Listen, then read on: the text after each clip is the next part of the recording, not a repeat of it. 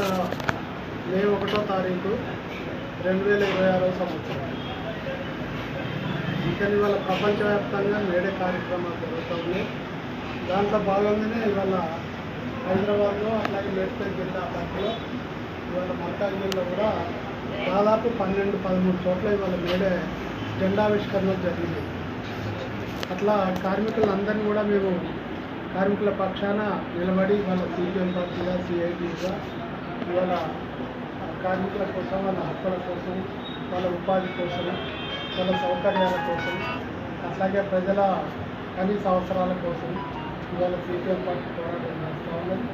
దాంట్లో భాగంగా ఈ మేడం పురస్కరించుకొని ఇవాళ అనేక చోట్ల ప్రసంగించిన దాంట్లో ఇవన్నీ కూడా పొందుపరచడం, ప్రసంగించడం అనేది జరిగింది.